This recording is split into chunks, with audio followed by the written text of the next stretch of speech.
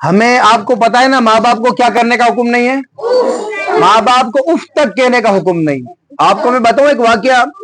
एक ये हुआ कि एक बच्चे ने घर में पेंटिंग बनाई। बच्चे ने क्या बनाई? घर में पेंटिंग बनाई। उसने शानदार पेंटिंग बनाई और एक बार रूम बनाया, छोटा सा बार रूम बनाया, छोटा सा। तो उसकी माँ ने देखा कि बड़ा प्यारा पेंटिंग बनाई है, तो पूछा कि बेटा ये मकान किसका? तो उन्होंने कहा कि ये अपना मकान है, ये मेरा मकान है। फिर पूछा कि यहाँ पर कौन रहेगा? उन्होंने कहा यहाँ मैं रहूंगा। और ये वाला कमरा कि ये मेरे बच्चों का कमरा, ये कमरा कि मेरे बेडरूम रहेगा। तो उसने सब चीज बताई। फिर उसकी माँ ने पूछा ये बाहर वाला कमरा किसका है? तो इसने कहा कि ये बाहर वाला कमरा आपका और डैडी, मम्मी का और डैडी का, यानी आपका और पापा का। तो अब इसकी माँ ने कहा बेटा हमारा कमरा बाहर वाला क्यों?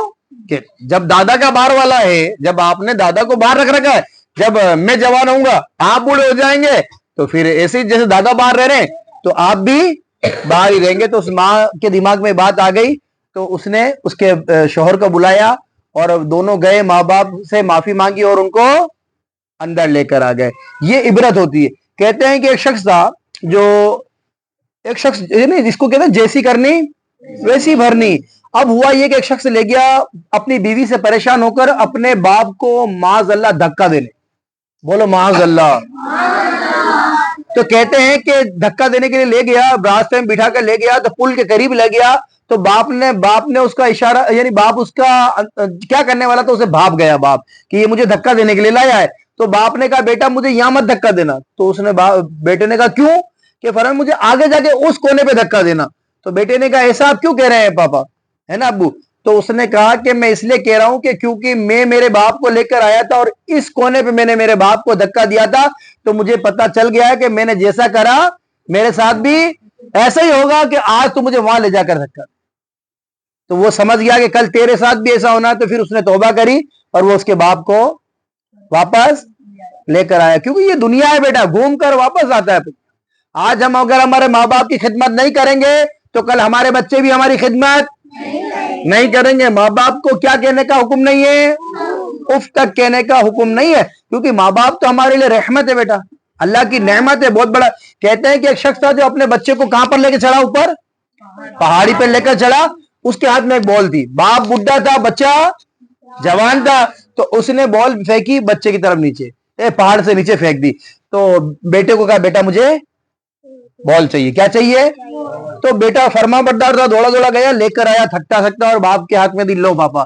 तो पापा ने क्या करा? बॉल पकड़ी और वापस पहाड़ी से नीचे फेंक दी। फिर फर्मा बरदार था बच्चा, फिर दौड़ा दौड़ा गया, फिर लेकर आया। तीसरी बार तो बच्चा झल्ला गया। बच्चा तो जैसे ही लाके पापा को, पापा फेंकने लगे तो बच्चे ने हाथ पकड़ लिया। ये क्या? मैं बॉल ला रहा हूं और आप बार बार बॉल नीचे फेंक रहे, ये कौन सी बात हुई? बिफर गया वो। क्या हुआ? बिफर गया वो। तो बाप की आंखों में आंसू आ गए। बाप की आंख में आंसू आ गए। बाप की आंख में। बाप ने कहा बेटा जब तू छोटा था मैं तुझे लेकर इसी पहाड़ी पर आया था और तेने हंसते हंसते इस पहाड़ी से 7 बार गेंद नीचे फेंकी। कितनी बार? और मैं हंसते हंसते 7 बार गेंद लाके तेरे हाथ में दे दी। मैंने बेटा एक बार भी तेरे पर गुस्सा नहीं करा, तुझे प्यार ही करा। जब मैं बूढ़ा हो गया हूं तो 3 बार में तू झल्ला गया। 3 बार में ही तेरी जितना जाम था तेरे अंदर, बोले सब्र का पैमाना था, वो छलक गया है। तो हमें बर्दाश्त करना है। माँ बाप ने हमें बड़ी मुश्किल से पाला है। कहते हैं कि एक शख्स ने अपने वालिदैन को 7 हज पैदल करा है और ऐसी जगह कराए कि ऐसी गर्म रेत पर या ऐसी गर्म जमीन थी उस पर कराए कि अगर उस पर बोटी डाली जाए तो कबाब बन जाए।